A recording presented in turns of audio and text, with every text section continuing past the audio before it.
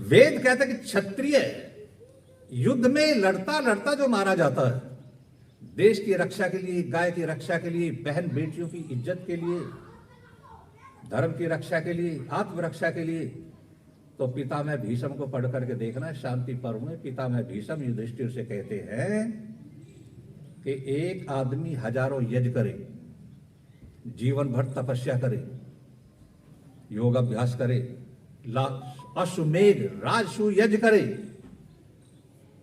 इतना पुण्य एक तरफ, और अपने वतन की रक्षा के लिए प्राण देना एक तरफ, वो शुद्ध हो जाता। जैसे हजारों यज्ञ करने पर मनुष्य शुद्ध हो जाता है, ऐसी विद्वान गाय और देश की रक्षा के लिए प्राणों का न्योछावर करने वाला भी शुद्ध हो जाता है। ये शिवानंद के वचन नहीं है भाई, मुझे कोई अधिकार नहीं है। मैं तो आप जैसा ही छोटा मोटा आदमी हूँ, मैं तो ऋषियों की बात बता रहा हूँ आपको। तो सत्य को भी लिया उन्होंने जी, है जी, सत्य को लिया, हाँ हाँ जी, में सत्य रख दिया जाए। भगाओ इसे। मैं आपसे निवेदन करना चाह रहा हूं, हमारी ये आज जो हम गफलत में हैं, इतनी गफलत में जो हम हैं, यदि उस बच्ची की तरह से एक 6 साल की बच्ची को, राजमणि को, उसकी मां ने इतना संस्कारित किया, वो बच्ची बाद में खड़ी होकर के कहती है मन से कि भले ही नेताजी के पास में नोटों के ढेर लग गए, लेकिन अपने आप को नहीं कहा, अपनी मां को कहती है मेरी मां भी संतुष्ट नहीं है। और मां ने आकर के आगे कहा कि वास्तव में बेटी सत्य कहती है, नेताजी के पास में इतने नोट आ गए, लेकिन मुझे संतोष नहीं है। एक काम करो, कल को इसी जगह पर नेताजी को सोने से तोल दो, और जितनी भी उपस्थित माताएं बहनें थी, पुरुष थे, सबसे कहा उन्होंने, कल को जिसके पास जितना भी सोना है, नाक का मोती भी हो, वतन की आजादी के लिए सब लेकर के आओ। अगले दिन तराजू लगाई गई, बहुत बड़ा कांटा, नेताजी को एक तरफ बैठा दिया गया और एक तरफ सोना चढ़ने लगा।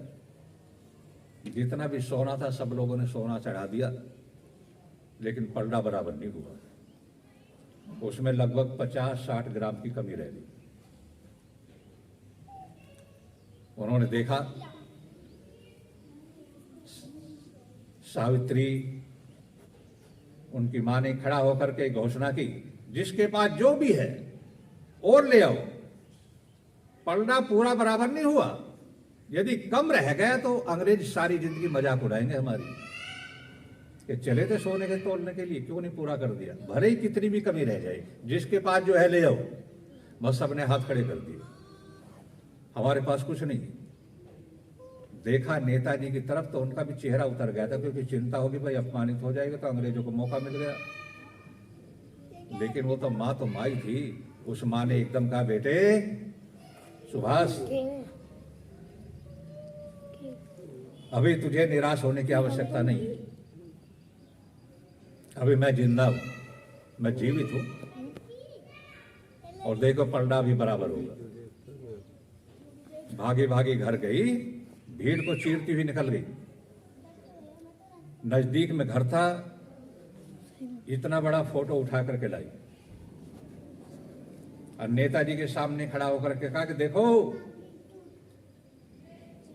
ये मेरे इकलौते बेटे का फोटो है, और 3 साल पहले ये भारतवर्ष में अंग्रेजों की गोली से मारा गया था। लेकिन ये मरा भी आज पलड़े का सोना बराबर करेगा, मरने के बाद भी पलड़े को पूरा यही करेगा। और किया उसने। कैसे किया? एकदम झटका मारा, फ्रेम निकाल लिया और पलड़े में रख दिया। क्यों? उस माता ने अपने लाडले बेटे का फोटो सोने के फ्रेम में जड़वाया हुआ था, और सोने का फ्रेम रखा, पलड़ा एकदम बराबर। लेकिन आपको तो एक बात पढ़ा दी ना, आपको केवल एक ज्यादा रटी हुई है। आपको पता है, दे दी हमें आजादी बिना खड़क बिना ढाल, साबरमती के संत तूने कर दिया कमाल।